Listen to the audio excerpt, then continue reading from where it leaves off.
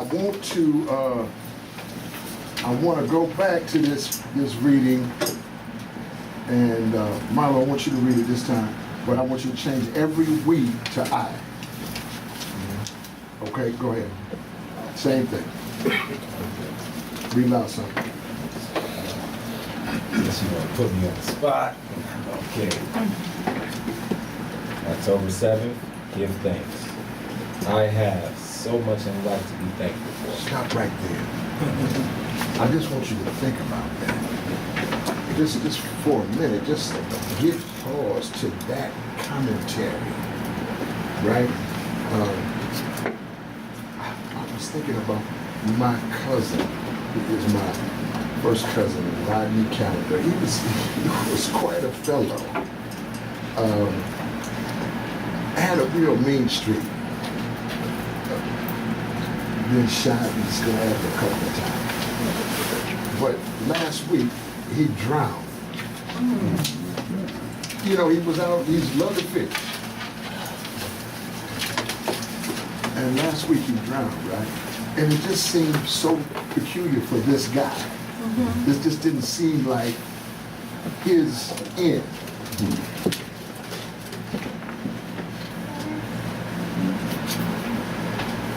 About a year prior, his son was shot by the police down south. He was mentally disabled, and the police misinterpreted him, and they opened fire. They ended up settling with my cousin for, I don't know what amount. Not 8 months after that settlement, somehow he falls off the boat and drowns. It's in 6 feet of water, and he can swim like a fish. So I'm saying this to say some other things.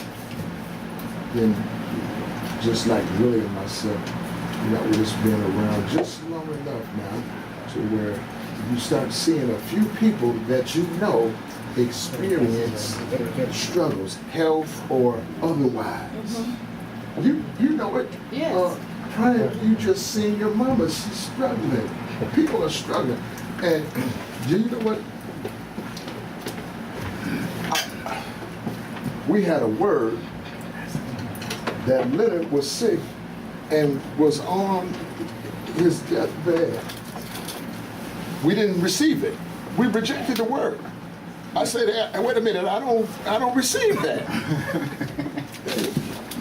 And so it turned out to, unfortunately, it was another Daniels. Yeah. But not. Oh, John Daniels. Yes, Yeah. but not Leonard Daniels. Come on, give Leonard Daniels some gap over here. Yeah. We sent a word out. Hey, Pastor, come on in. We sent a word out. On this Leonard, on this Daniels, and look who's sitting right there, sharp as a boy. That's right. So then go back to the first statement, Marlon. Go back again, please. You want me to rebuttal? Just read it again, just like it was. Absolutely, bro. I have so much in life to be thankful for. Can anybody give a witness to that? Amen. Yeah. Go ahead, son. I walk, talk, see, hear, think, breathe usually without effort. Hey, son. Why do I spend so much time dwelling on what I can't do, don't have, and that's going wrong? I can instantly recall the negative experiences, people, and circumstances without recognizing I have the ability along the way to get away from it. That was so good. Come on, son. Perhaps I have too many options for which to choose. Right. Or it could be I simply like to complain. Maybe if I spend just a little time saying thank you for what I do have, I won't have so much time to dwell on what I lack. Right. Gratitude, praise, and thanksgiving activate the divine laws of abundance, which the universe and see I are conscious of and grateful for what I have, Mm-hmm. it is activated to shower us with more. Even when you stop. Yeah, stop right there. Watch this. Oh, watch this. Gratitude, say gratitude. Gratitude. Praise, say praise. Praise. And thanksgiving, And activate. activate. Now that's an action word. That's a verb. It means it sets something in motion. It activates the what? Divine laws of abundance. When the universe can see me and that I am conscious of and grateful for what I have, it is activated to shower me with more. Is anybody afraid to have a little bit more? No, not at all. I can't hear you in here. Just because we got guests now, don't be shy. This is our house. But look, this thing is so powerful to me. Even when it seems that the well is drying up, I can affirm, I can hardly wait to see the good, say the good. The good. That will come out of all of this toward me, say the good. The good. Toward me. Toward me. Pull the good towards you. Look, Marlo, and it activates the law. Yeah. That the scripture says that we'll lavishly and profusely pour out all the blessings towards you. Hey, brother. Hey, brother. Yeah. Good to see you. Yes, sir. Yes, sir. Next time you have support for you, me and you, man. I know that's I'm right. telling you right now, you know you're scaring us around. Anybody got a word, just a quick thought on that note right there? This one speaks a lot to me because I just was so thankful for finding out that my son is actually my son. My father. Give him a hand for that.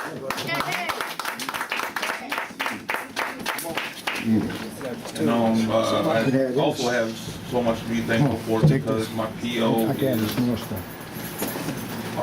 allowing me to possibly be in my son's life. Right. And we're starting the process of getting that goal accomplished. Right. Chris, that's amazing. Hey, sweetie. Chris, that's amazing. Did y'all hear what Chris is saying? That's right. Yeah. Absolutely. Listen, there was some doubt in his mind that the child wasn't his, because otherwise he wouldn't have had the test. But the test proved that there was no doubt, it's his child. Yes. That's a big thing, and y'all ain't clapping loud enough. I'll tell you why, because like the word just, I called the scripture there, the word just said, look, something is activated. Chris was just Chris before he found that news out. Now his name is Dad. That's right. That's right. Somebody say a new name. A new name. Yeah, he got a whole new name, Marlo. Lord, y'all ain't with me tonight. Oh, yeah. Oh, we with you. You ain't with me tonight because I'm going to tell you, I feel something. Watch this. We're so blessed. We got, and we still small. We're going to swallow past this, but watch this. We're blessed to have, Brother Willie back. He's a good brother. I really, something about he and I, we just are connected. We get it in, Willie's a PO, professional PO. He said he never sent anybody ever back to the penitentiary that didn't ask to go. I love that. Some of us in here, we actually asked to go back and then got mad when we got accommodated. I don't hear nobody. But he brought a guest with him. I'm going to let Willie introduce his guest. Yeah. Those of you guys who do not know me, my name is Willie Robinson, and I've been a probation and parole officer for almost 26 years now. Yeah, give him something. Give him something. And I got into this field by default. I'm not going to take up a whole bunch of time here. But I call myself being a businessman. I want to be, wear my suits and stuff. I still wear suits. It's just that I wanted to be in the private sector. I worked in the private sector for about 14 years before becoming a probation officer. But long story short, I'm a probation parole officer. Love what I do. Yeah. I have a young man here, Mr. James Sills. He has the same name as one of my best buddies in St. Louis. I'm originally from St. Louis. Been up here since I was 18. Day after I turned 18, I was on a plane flying up here to go to school. Yeah. Okay, and been here and look back. That's right. That's right. But James Seals, he's one of my colleagues. He's going to school. He's finishing up school, getting his bachelor's. Bachelor's degree. And in what area? I'm in the College of Individualized Studies at Metro State. Yeah. Stanley Hatcher is my advisor. Wow. And He's a great brother. yeah, he said he's a friend of yours. Absolutely. Absolutely. So I'm studying, doing a independent study project, working on community corrections for my final semester. And I come to see what you all are doing here. Right. And I've heard so many great things about Mr. Price. So Wow. I'm in awe. So. Wow, brother. Wow. Well, I'm glad to meet you. You know, glad to meet give you. the brother some love. He's pursuing his education, and that's a beautiful thing. And the other part is, you know, he may in some way step into one of these roles, into one of these positions, where your word has weight and matters. And so we want to groom that, right, and be appreciative of that. Get it? We also have some other guests, and I explained a little bit about them to you a couple weeks back, but these are members from the church that I attend, New Hope Church. We have two of the New Hope pastors, and then one of the ministry leaders, Cassie Davison, Barr, Jackson, Smith. Oh my God. This is Cassie. This is my sister in the Lord. I'm crazy about her because she's just a fighter, and she got a spirit on her that just attracts both my wife and I. Just are attracted to it because she get on something, she don't let go. She be on like this. I'm like, oh, come on. So, and then I want the ministers to introduce themselves. Pastor Ryan, I'm gonna go to you first, and then you. Okay. Yeah, Ryan Fair. I oversee Care Ministries at New Hope Church. Been attending there a little over 5 years. Been on staff close to 3 years. Originally from Chicago, south side of Chicago, and came up here for college and haven't back as well. Inglewood area, Robeson High School. Anyone that's from Chicago. We got several Chicago boys in here. Yes, sir. West Side. And so, would y'all give him a hand? And then go ahead, Dave. David Miles, I'm one of the pastors in New Hope as well, over life groups and leader development. Have been at the church for a little bit over a year. Before that, I lived for about 6 years outside of Dayton, Ohio, in a place called Xenia. Originally from North Dakota, my folks were in the military. Got transferred from Germany. Right. They were trying to get back to the Northeast. The family joke is someone crossed out East and put Dakota on it. So that's how we got there. But spent time doing school in Fargo and then in Chicago. So lived in Waukegan, Killdeer, Oak Park by the west side of Chicago, the Austin community. So good to be with you guys. Well, you got all these Chicago boys, and give them a little look.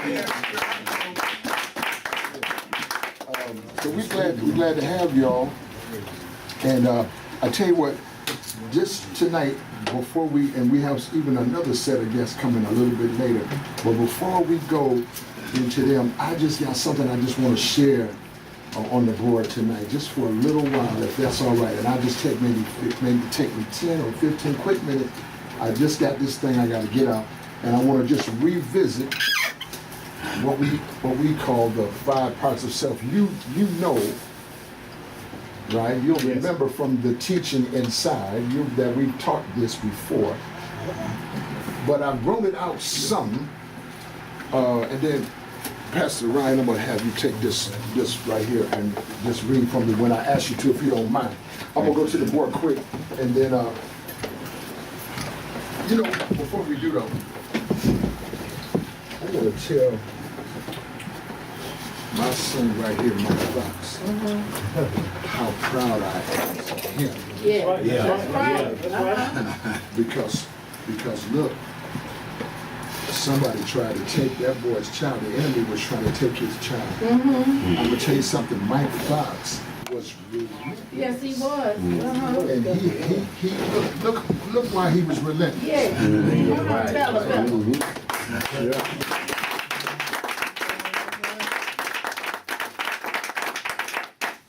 I'm gonna let you holler, Mike, when I get done with this, but I just wanted to say how proud I am of you, son. Look at me. Yeah, I just want to look you in your face and tell you, man, how proud I am of you, son, for going after what belongs to you and going after it with a love in your heart, not with malice. Had you went with malice, you would not have been able to be successful. But because you went with love, somebody say love in here. Love. Yeah, and you got what you was asking for and some more too. Get ready to happen. Watch this. Watch this. You remember in this teaching, and this is very ancient teaching called the 5 parts of self. So, well, what is man? Or woman? What is that? And we had to deal with that question. What is man? What is our constitutional makeup? What is woman? What does it really mean? We just heard somebody say we're humans. We went along with the program, and but it's not guiding some of the behavior I see, both politically, socially, or racially, or any other kind of way. Come on, Pat. Come on in and sit in my seat. I want you to be here when I share this. That's Pat down there. I love him. He's late. Don't give him a hand. Give him a hand. So late. So what is the 5 parts of self? What does it mean to be you? Mr. Osgood, watch this. I want to show you the 3rd part. The 3rd part of the self. Watch this. The 3rd part of the self is the environmental self. You all know this. The environmental self. The things that have influenced you are environmental. They do constitute a component of the self, but do not make up in and of itself the whole body. Just one part. Say one part. One part. The 3rd part. Say the 3rd part. The 3rd part. Say it louder than that. The 3rd part.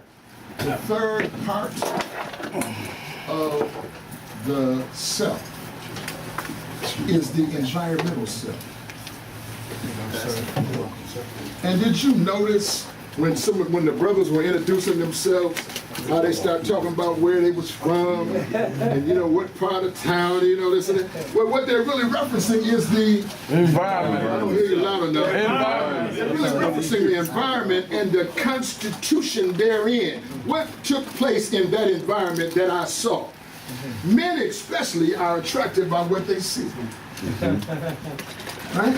So environmentally, the things that we see, without guidance, Willie Robinson, without guidance, we will lust after those things, and often those things are not necessarily correct, but they are environmental. They do make up one part of the 5 parts of self. Let me go back before I have some new ears in here. This teaching is so ancient that there is no one book that describes it best. But the scriptures describe it. The Dead Sea Scrolls describe it. The Quran describes it. It's the embodiment of man or woman. Watch this. The 3rd part of that embodiment is the environment. The environmental self. Say environmental self. Environmental self. Say, I sometimes am what I see. And look, Marlo, this is the thing you have to reject. Because all that glitters, I don't hear you loud enough.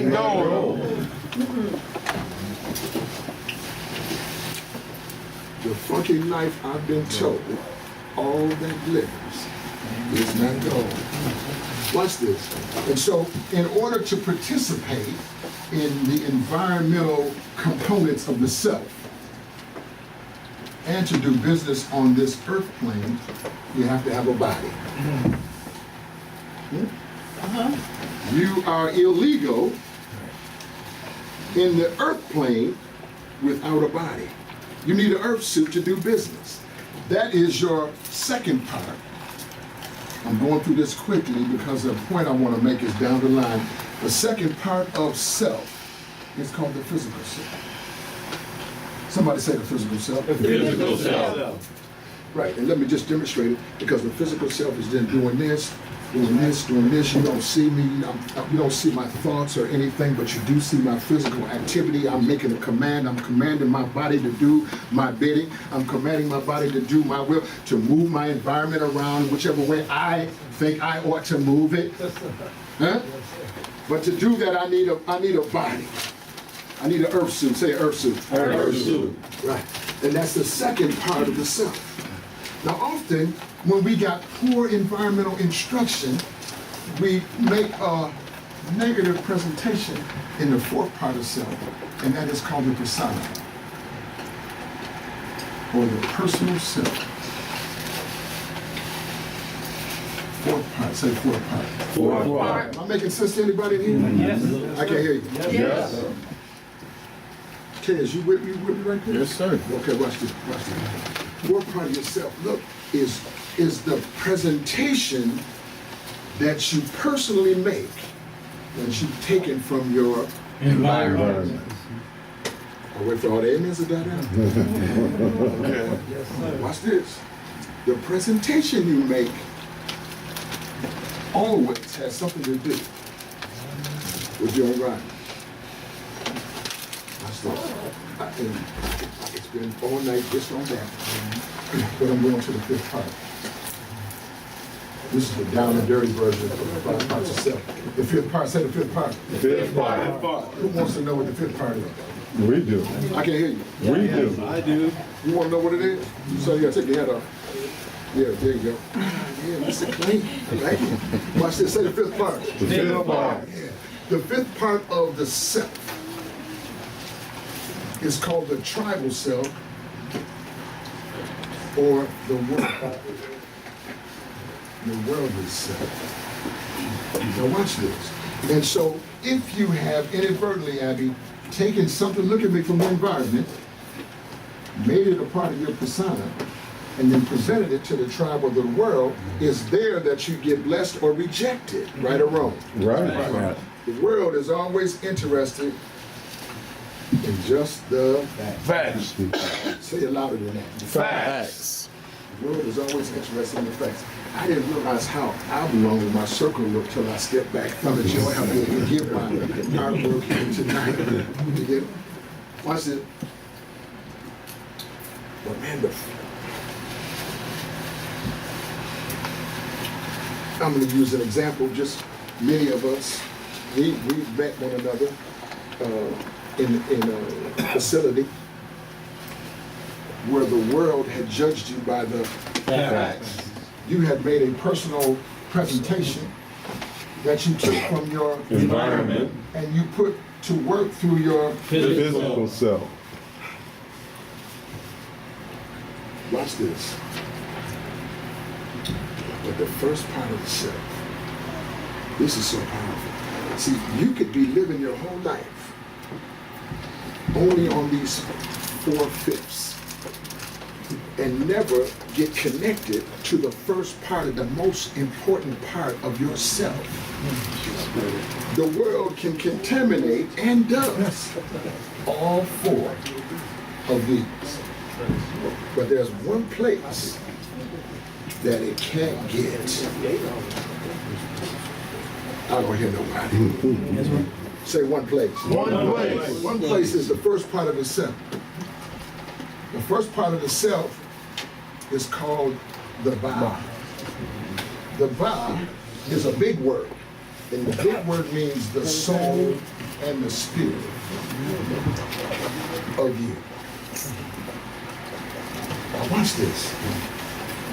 The Ba is that place of godlikeness. It's the breath that he blew in, to cause them bones to have life. You need money? Yes, How much you need? 25. $25. Somebody give him $5. Give the driver a tip. Give him 10, and give the driver a $5 tip. Tell him we said thank you very much from the brothers from the north side. Yeah. That's good. That's good. Yeah. Watch this. I'm almost there. And are you with me? Good, good, good. Watch this. The soul and spirit. This word is so big, it incorporates both the soul and the spirit. Right? In another discussion, we could be talking about the soulishness, your soulish nature, or we could be talking about your spiritual life. But this word is so big, it incorporates both. The soul and spirit of you, to give you an example, is like having a big, big, pretty car with no battery. Real. Without the battery, your car has no So, It has no, and you cannot get down the block. Watch this. But I learned something, and this is so important to what we're talking about. Here, watch this.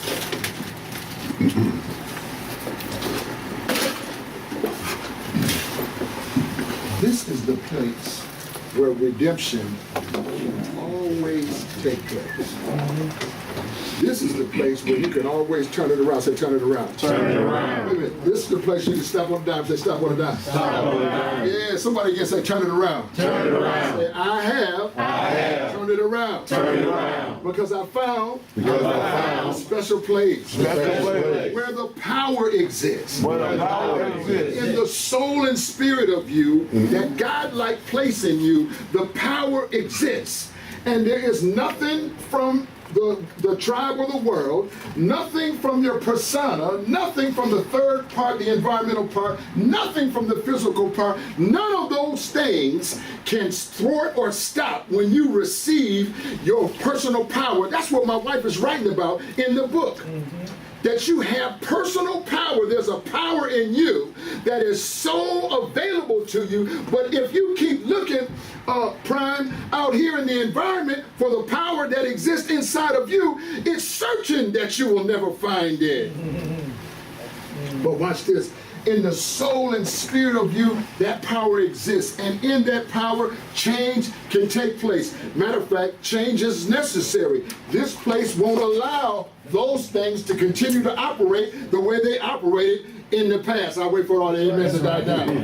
This is why Kellen Rashad Nins, this is him right here, my son, who I met in Rush City 9 or 10 years ago, I don't know how many years ago. This is why he works for the St. Paul public school system right now.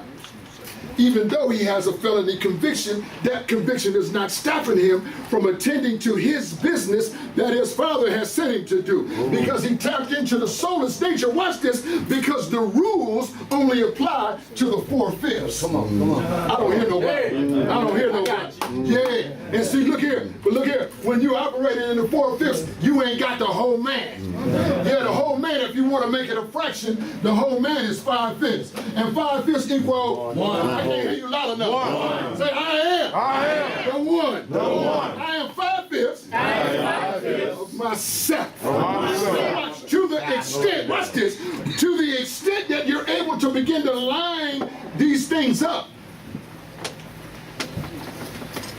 It's to that extent, Doug, that where liberation begins to sound like no problem to you.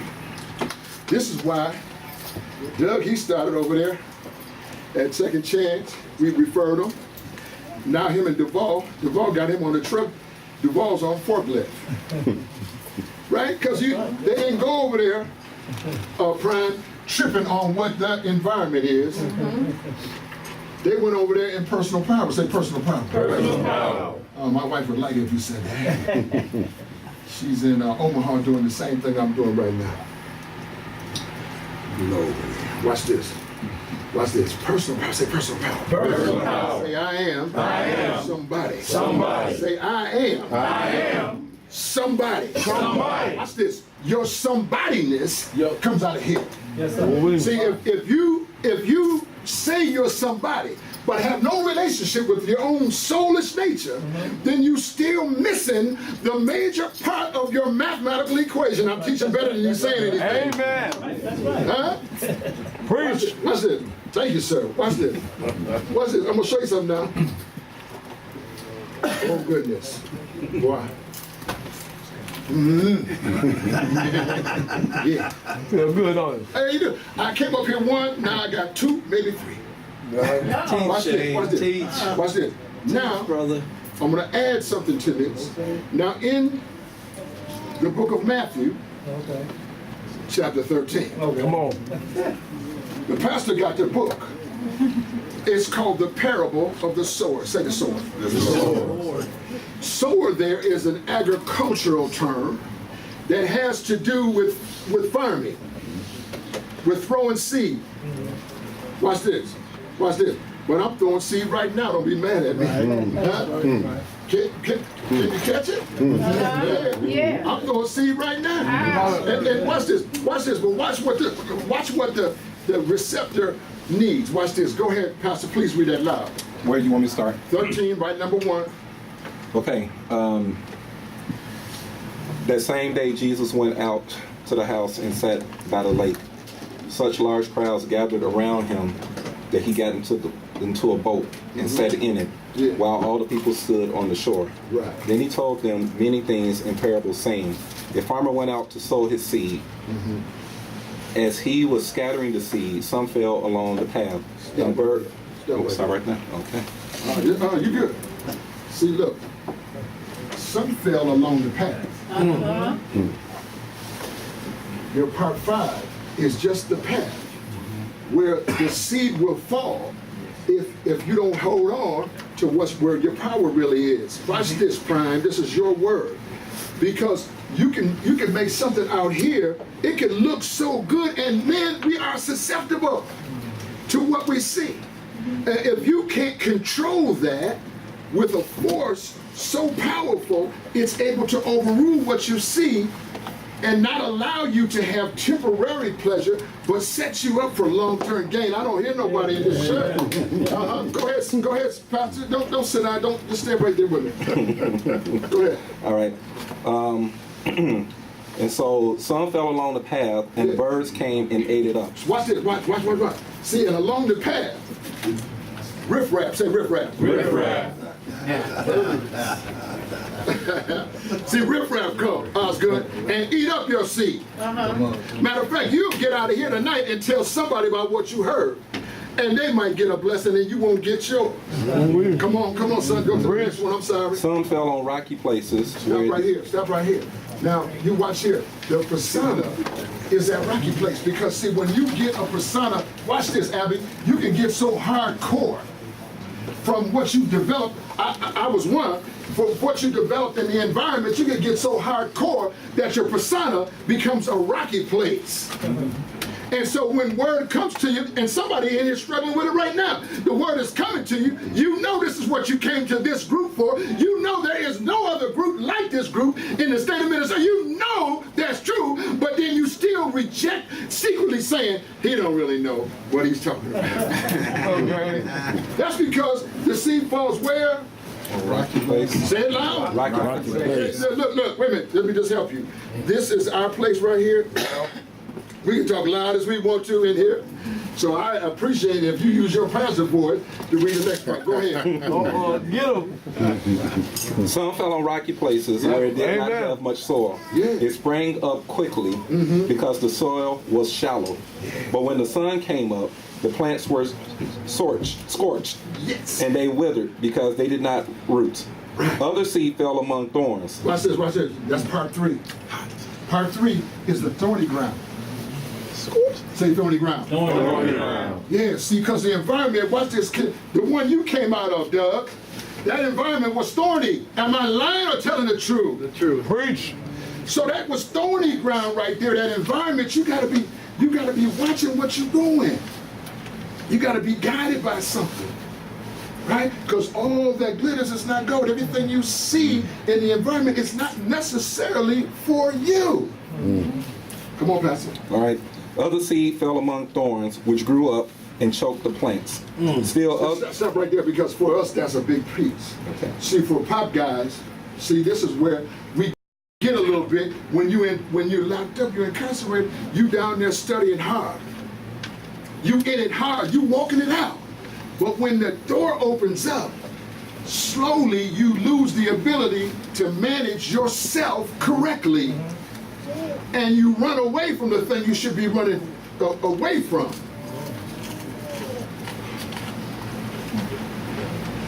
That's nobody in this room. I'm talking about the people who didn't come tonight. Okay, amen. Watch it. Watch it. Go ahead. Still other seed fell on good soil. Stop right there. Huh? Look. Still there was more, and watch this, and that seed fell On good soil. on good soil. Watch this. I'm gonna help him here.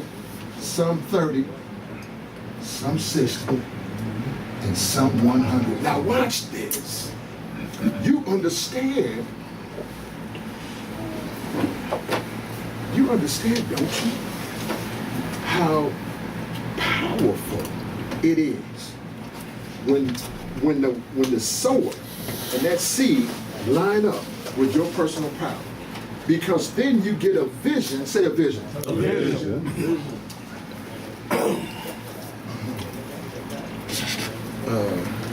The last black poet said this when I was a kid. A picture of love. A picture that relates to you. Wow. What they were saying is get a vision, get a picture. It might not be what you see, but a vision you have for yourself that you marry to your own personal power because you have the knowledge now that that power exists.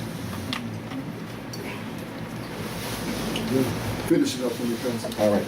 Still other seed fell on good soil where it produced a crop 100, 60, or 30 times what was sown. He who has ears, let him hear. The disciples came to him and asked, "Why do you speak to the people in parables?" He replied, "The knowledge of the secrets of the kingdom of heaven has been given to you, but not to them. Whoever has will has been given more, and he will have an abundance. Whoever does not have, even what he has will be taken from him. This is why I speak to them in parables." Watch this. Watch this. This was so good. Give the pastor a hand right there.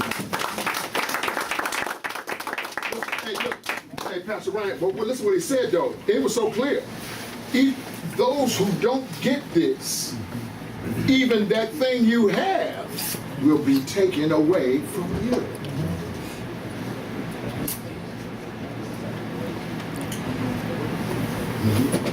Now, this is a liberating message. I don't want you to be downtrodden because I'm going to show you this. Watch it. Watch this. I'm going back to Mike here. When I first met Mike, some years back, a couple years back, I don't believe Mike was quite ready then to do what he has now done absolutely. But I have watched this man grow. Look, not like a rocket, but just in these steps. Michael has taken these steps. He has said to me, "Pop, I'm gonna get my daughter. I'm gonna take care of my baby. I'm gonna take care of my baby." The other night, I'm just telling you the truth. The other night, I just happened to come by the house.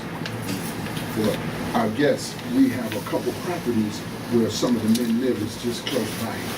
And I happened to ride by there. I was going to Pop too, but Mike was standing outside.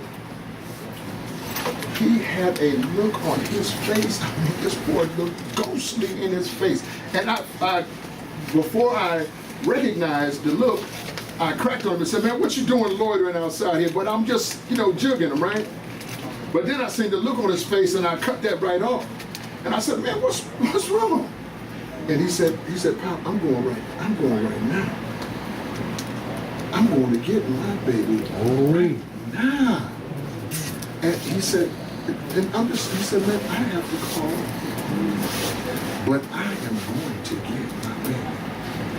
Now, in order for you to make that strong affirmation, look, you have to touch in on something very powerful. Come on now. Because, wait a minute, all of the stigma says, a big old black man, you ain't getting nobody's baby. Right? But wait a minute. But look, he didn't even even hear none of that. That's right. He wasn't trying to hear none of the stereotype, none of the, you know, if I coulda, shoulda, woulda. I mean, he was steadfast and he was determined. I'm going to get my baby pop. I was like, man, well, you know, I can't help you with that one. Now that you got her, I can help. Okay. But that's his baby. Well, brother, I recognize that look on your face. Once I had the same experience where I had to go after mine. Took me some months, not like you did. But I never stopped until I had my child. That girl, she works for a Fortune 100 insurance company and she's doing so good. Right? But I know if I didn't go get her, her life was going to be a different life. Just like you knew. I want y'all to stand to your feet and give Mike he lives in the Pop House. Mike is looking for a 1-bedroom apartment, or, you know, 2, maybe 2, but at least 1. If you know something, step to Mike after and make sure he has all that information before he leaves. Osgood, I'm so glad you were here to hear this. I want you to write down in the notes property of Brother Shane Price and the Power People Leadership Institute. Thank you very much. But if you say that, then teach it like you heard. Oh, this for me. Give it some love.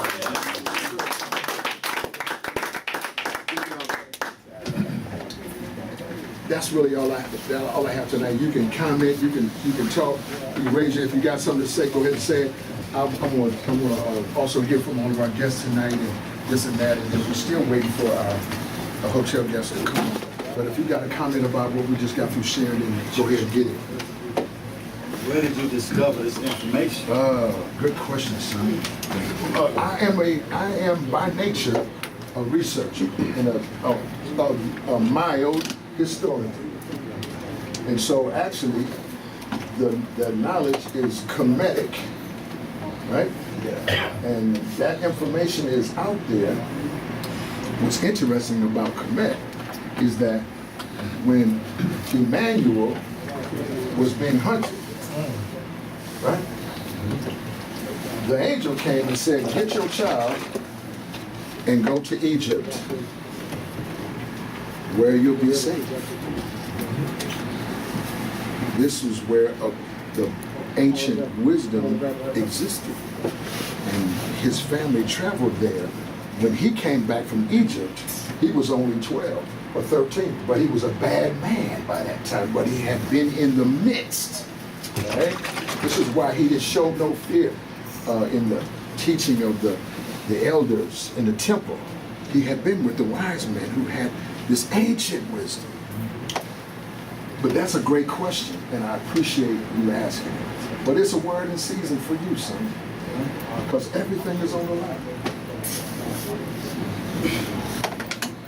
But you can win it, and to the extent that you can become closer. This is a hard job, becoming whole. Say whole. Oh, this is a hard job. Amen. Come on, that's my sister right there today. You know, it's hard, but you have to work toward it every day.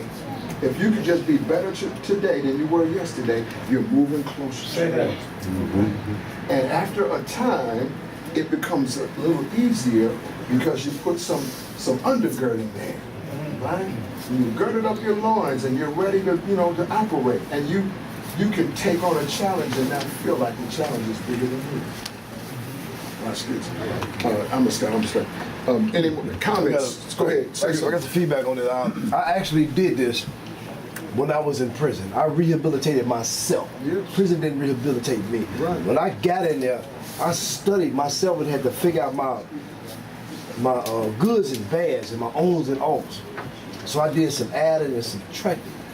And I realized what was the problem in my life. So I mentally, physically fixed my brain. Yes, I went in my brain and repaired it and fixed some stuff. Seriously, I fixed my brain.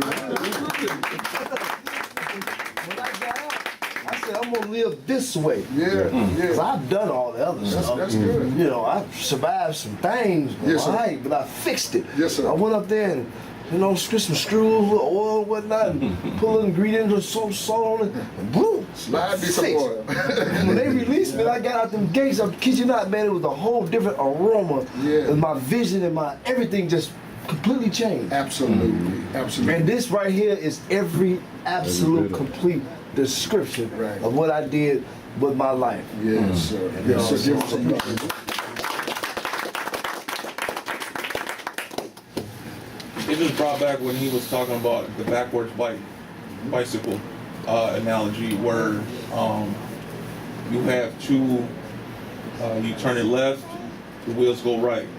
Turn it right, wheels go left. So it basically, I thought of that, and also it stemmed from my own self, where I had to basically train myself on Friday that realizes I don't have no more chances. Right. That's right. Because I want to stay out and be there in my son's life. That's right. And so I'm tapping into my personal self Yeah. and trying to do everything possible to remain free. This is good for Chris. Now, you've never heard Chris be that clear. Right. Now, Chris, that was very clear. Yes. And you have a son now. What's your son's name? Israel. Wow. Wow. So you have your son Israel, and he needs you, and you're understanding that. You're beginning to understand that, and you have the power, Chris. Don't buy the hype. You're not a violator. You're not any of that. You are a father. Say, I'm a father. I am a father. Just Chris. You say it. I am a father. What's your name? I am a father. And what's your name? I'm a father. Say it loud. I am a father. Who are you? Right. I am a father. Give that father a hand.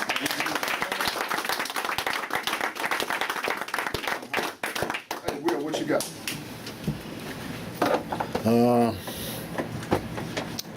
Well, you know, the thing is that when I was awakening and I was coming into the knowledge of who I was, I realized that for me, the most important step was, now that I know, was to be sold out on myself, was to, to stand on how I saw myself, to honor my own truth, my own word. And I realized that if I couldn't walk my own truth out, if I couldn't stand on my own word, then why should it mean anything to anybody else when I give it? Absolutely, absolutely. So I was serious about mine. I had kids in the world who I was trying to reconnect with. And, I knew my history was so strong, and that my family was so strong and dominant that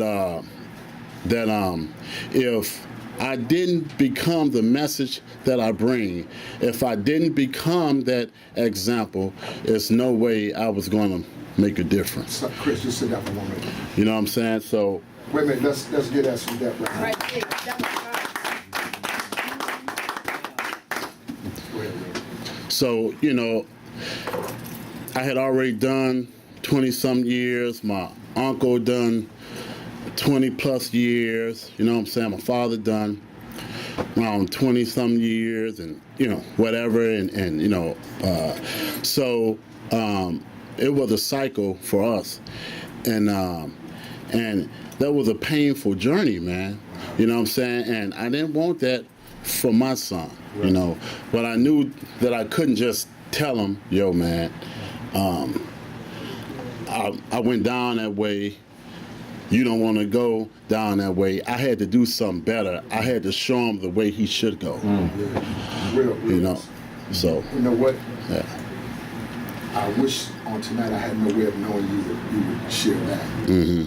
But when we had the African American Men's Project, I had a group like this, and your son was coming. That's his son right there.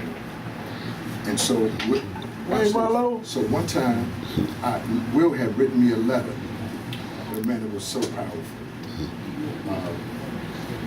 I read the letter to the group, but I didn't say who the letter was from.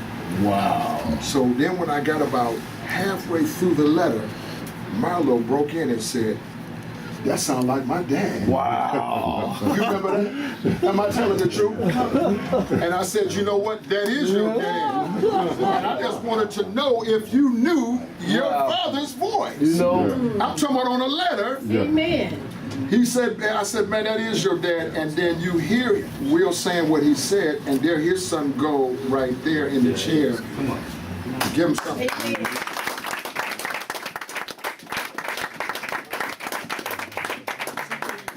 See, can you bring me another couple of chairs? We can slide. You guys slide down a little bit. We can fit another couple of chairs in here. Who else? I want to. Daniel, come on. Daniel, Rashad, what you got? And then Ananiah, you go.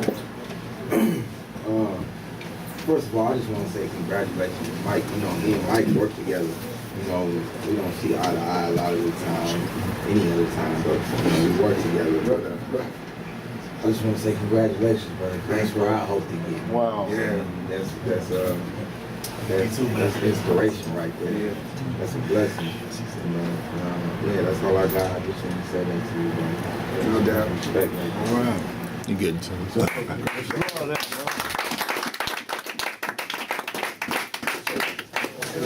I'm gonna put a caveat on that piece. Hey, Jane, real quick, what he said is that, you know, y'all ain't gonna see it. No, that ain't gonna never happen. But you do need to be supportive in your work environment. That's mandatory. And whatever somebody else is talking about, this is the word that's got to go forward. You have to be supportive in the work environment because it's hard. It's tough in a work environment if you don't have support. Say support. Support. You know what Willie would, you hear what Willie say, he's been a PO for 26 years. I'm just going to tell you, I worked in Hennepin County myself. It's a tough environment. It's hard to be there 26 years. And you don't hear me though. You think it's just the PO is just in your butt, but they got some people in their butt. It's hard. It's not easy. One more. If you got one more. Yeah. Slide that over. Come on, Cortez, and sit down. I just want to say something to Cortez because, you know, Cortez he don't never come to group every group. You know, in the past, he'll come one time. I'll see him again next year.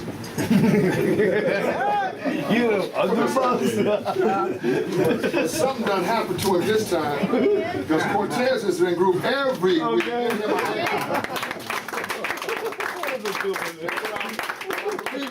Something rubbing on that boy. Wait a minute, let me do it again. Something rubbing on that.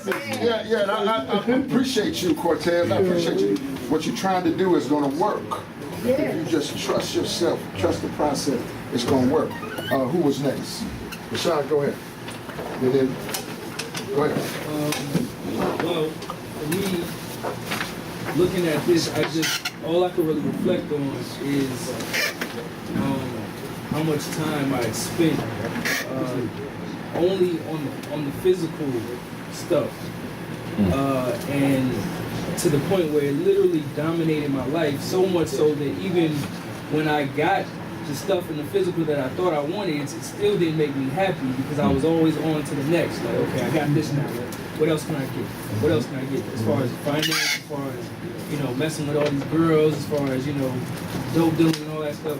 But after I tapped into the vibe and really started to understand what that stuff was really worth, it kind of walked and stepped all on the physical to where I don't even look the same as me anymore. To where I, like, you know, having the latest, greatest is like, I actually feel bad for those people now who, like, that's all they're after. It's like you missing the real stuff underneath that. And if you grown still doing it, chances are you might not even tap into it till it's too late. You know what I'm saying? And I'm worried about the people who they're handing it down to now, not even them anymore, because that's who I deal with every day. So I feel really fulfilled dealing with the vibe and the spiritual side of what I'm trying to do, and it's elevated me, because you talk about how you can be an ex-con and felon, and it ain't no secret neither. Like, they know. They know what I've been through. And they want me to share with the kids. You know what I'm saying? Like, they know exactly, like, no, yeah, incorporate that. Because when I say the school to prison pipeline is like a real thing, I mean, I'm watching them. Like, you can like literally see, okay, he's going to PO, he's going to PO. He already has the PO.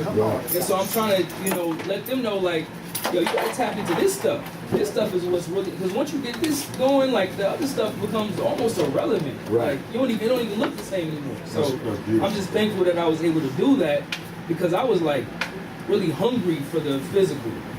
That's like all I cared about. And I missed so many years of my life messing with this physical realm that I don't even have nothing to show for like a decade. And I'm only in my 30s. I'm 32. You know what I'm saying? So that's, you know how long the decade is. Yeah, that's a great point, man. I think you're speaking for a lot of us in here. That's a great point. You know, we're pretty proud of you. And then didn't something just happen on your job now? What's that? So today I actually, and I did this last year too at Journeys. Journeys is a school. It's a secondary school. Kind of like an ALC, only these are like, it's a level 4. So it's literally a penitentiary. Like, kids get winded down when they come in. They get winded down when they come in. All the doors are locked. You can go out, you just can't get in unless you get keyed in.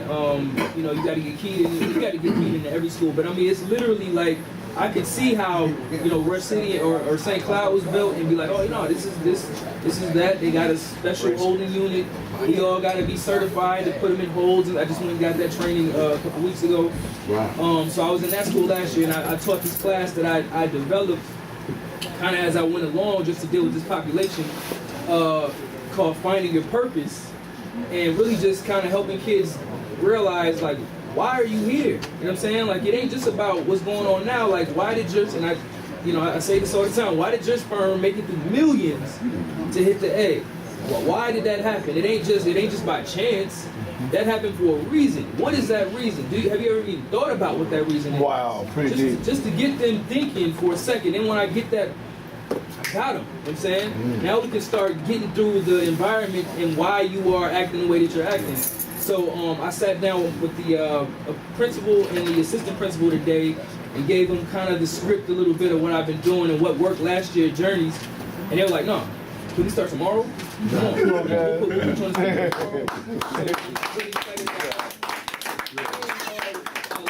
Last thing, this literally just happened. I'm late because I wasn't even gonna go, but my it was the third volleyball game of the year, and one of, like, this girl, she's like 12 and she's like 6'3". Wow. I'm not even joking. I'm looking at her like, good job. She's like, you coming to my game today? And I didn't even know that I always just tell her, you a leader. You a leader, this girl's spot. I mean, you a leader because of your height, but you carry it well. You know what I mean? You know what you're talking about. Like, you gotta walk in that leadership. You're to some degree responsible for your peers if they're looking up to you.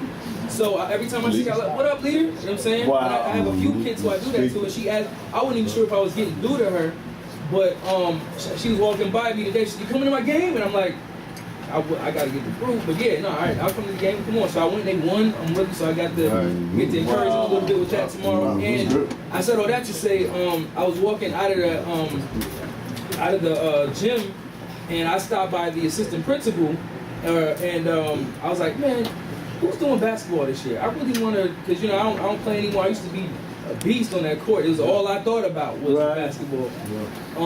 And he was like, shoot, I don't, the athletic director's over there. And so I walked over there. I'm like, who's doing basketball? And he was like, man, if I have to do it again, I will. But I'm looking for somebody. I was like, I got you. He's like, I was like, yeah, so I'm going to be coaching basketball. I just found out. All right. So really excited about that.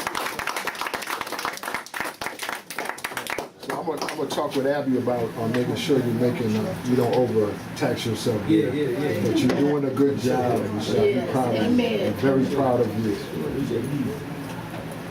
I was supposed to be here years ago, man, but I'm thankful I'm here now. That's right. That's right. Come on in, man. Here I sit now, 47 years old. Having spent 23 years, 8 months in prison. I went to prison when I was 23.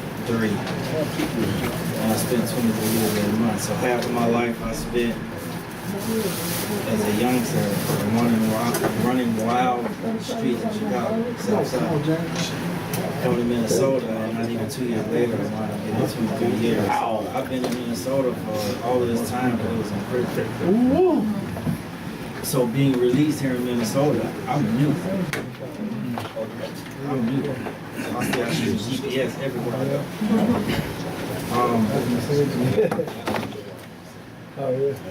About a month ago,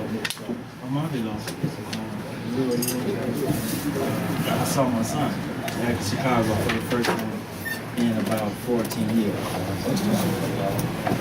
And what got me to sit face to face with my son again was knowing this, is understanding that. Because I was of the environment, tapping into myself and my body is what got me after all of that time back in front of my son. Wow. Brother, that's amazing. Yeah, that's amazing. And when I'm listening to you and I'm thinking back to the early Faribault days, 8 years ago, 9 years ago, and here you are, a leader on your job, a leader on Pop Delivers. We have started a business since we've seen you last. We started a little delivery business called Pop Delivers. Yes. So, who else? Miss Loli, what you got? Okay, yes, sir. Had it not have been for the Lord, come on now. who was on my side. See, I was lost for so long. Wow. I was lost for so long in the environment.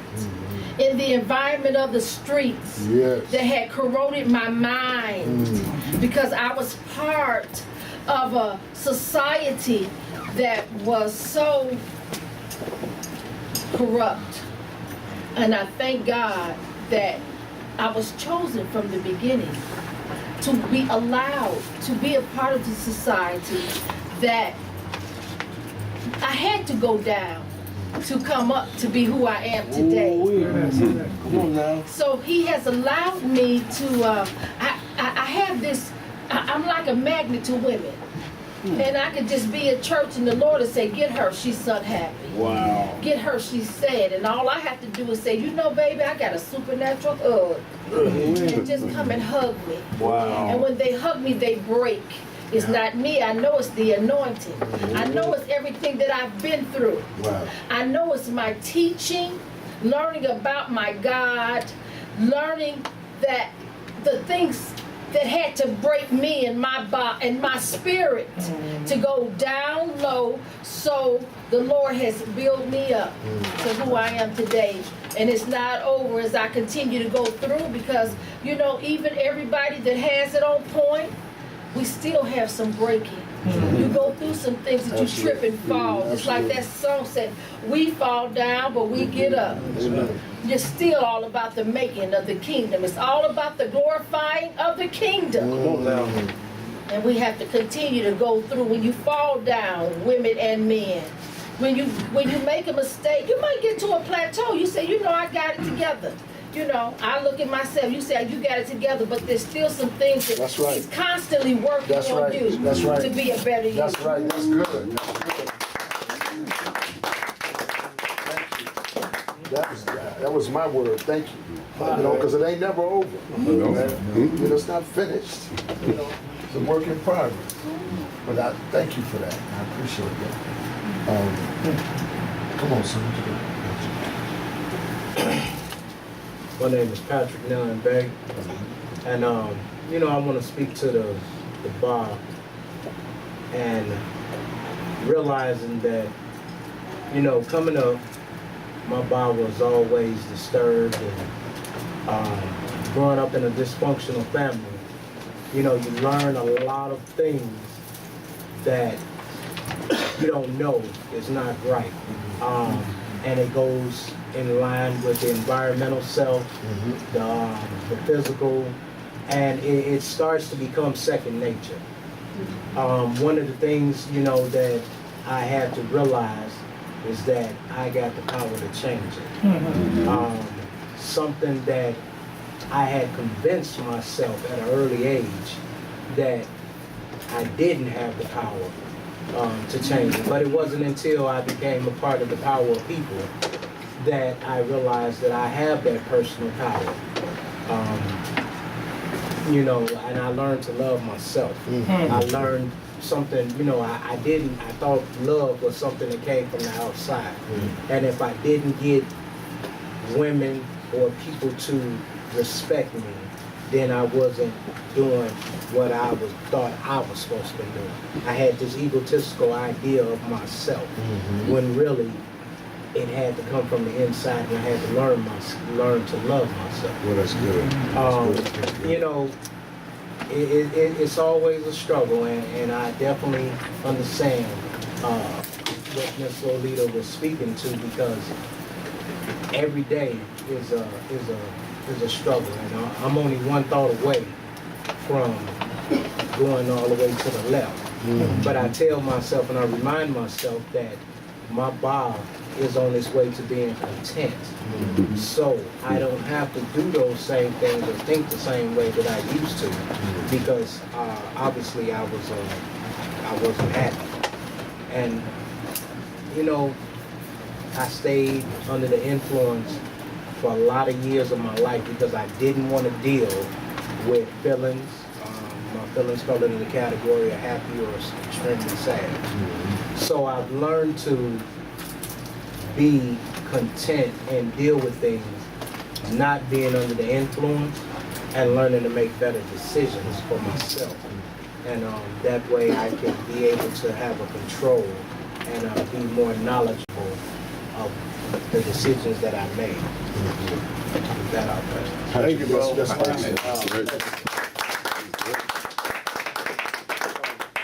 Pat, that was so clear. That was so clear. Wow.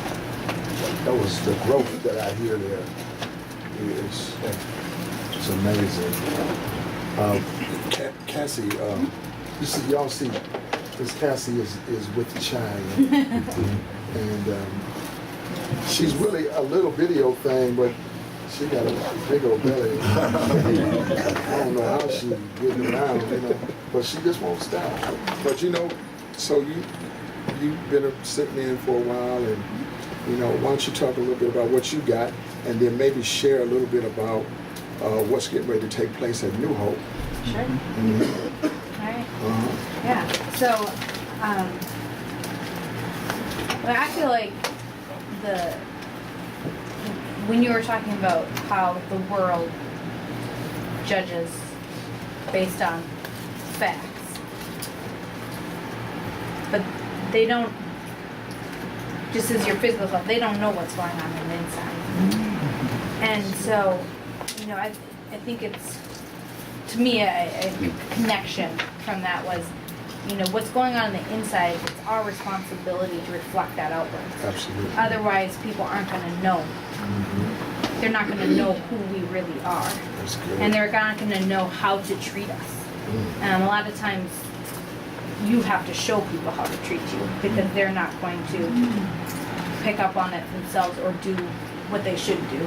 And so as we reflect more and more who Christ has made us to be, right from the beginning, who he made us to be, and we're living it and growing in it, that's going to change also and impact the world. Absolutely. Right? So the world impacts us in the environment and the physical, but we impact out from who Christ has made us to be. Absolutely. And so there's a lot of power in being who God has called you to be. Not just for yourself, but for the world. And it's you see, that's why my sister did it.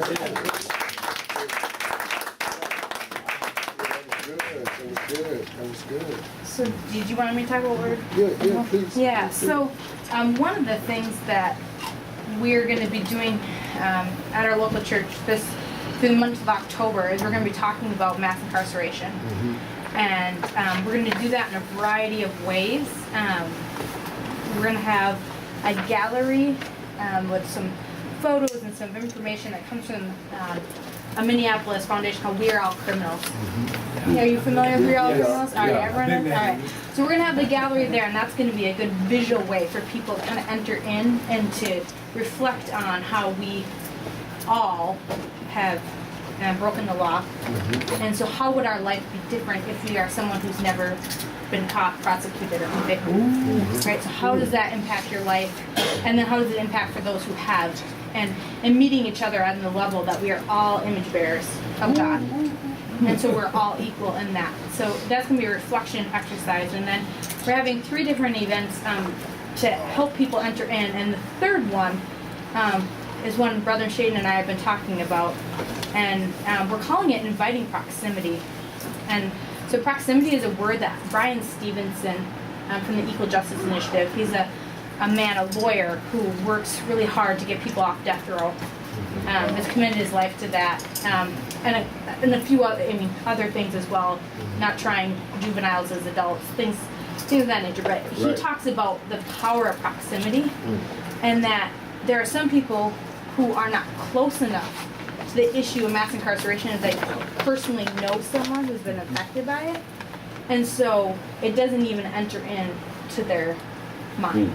And so what we would like to do is we would like to invite, through the book that Mr. Stevenson has wrote called Just Mercy. I don't know if any of you read that book. Who read the book now that's in here right now? I know I passed about 8 or 10 book copies out. Will, did you read it? Donald, I read it in line links. Did you? Just Mercy. Will, did you get it yet? Yeah, I got the book. You didn't read it yet? I'm not done with it. Okay.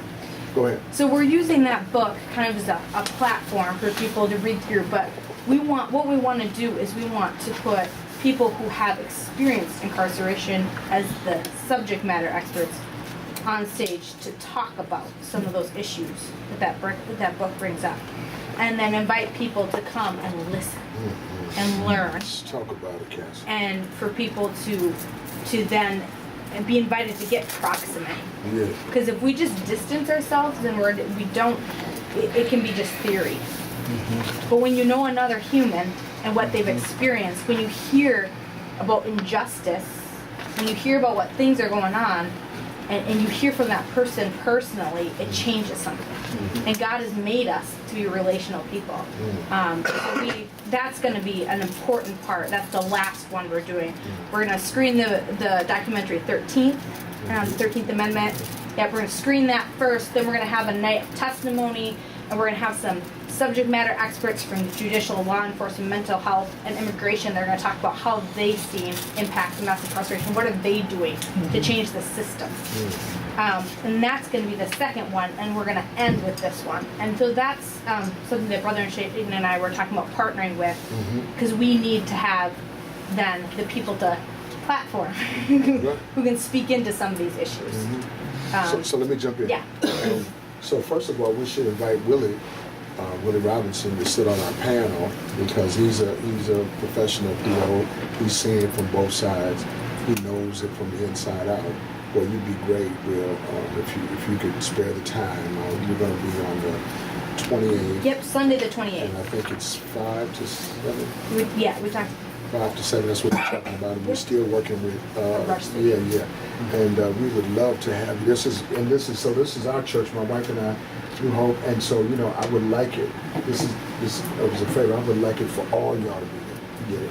And so, but some who have read the book, I want you to sit on the panel. And then, Will, if you would reach over behind my desk, I got about 6 or 7 copies. Would you get them for me?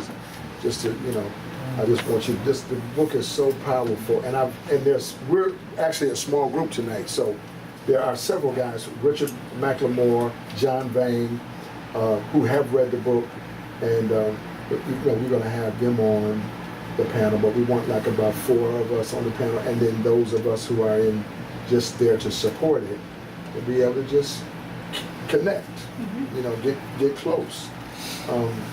And so y'all hear really why my wife and I, we care for Cassie the way we do, because you hear that she's got a heart.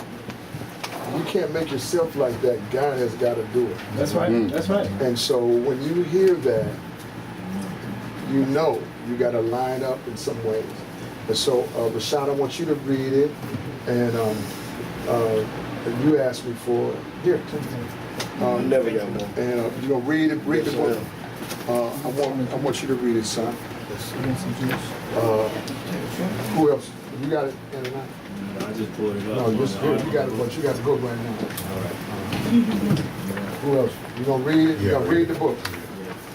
Did you get your? We'll send him down now.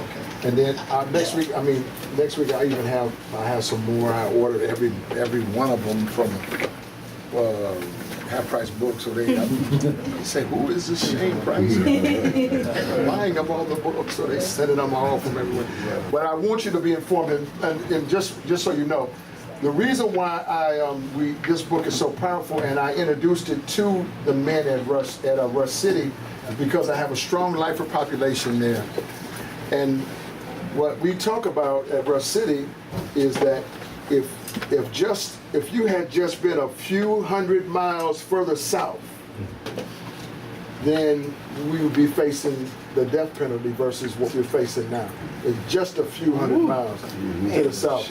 And so, and I was trying to look for ways to keep encouraging my lifer population who was strong and powerful that, you know what, this thing could have been worse, that there's still hope. Don't give up on yourself. Give yourself another chance. And you know, here we are, maybe there's 6 lifers in here right now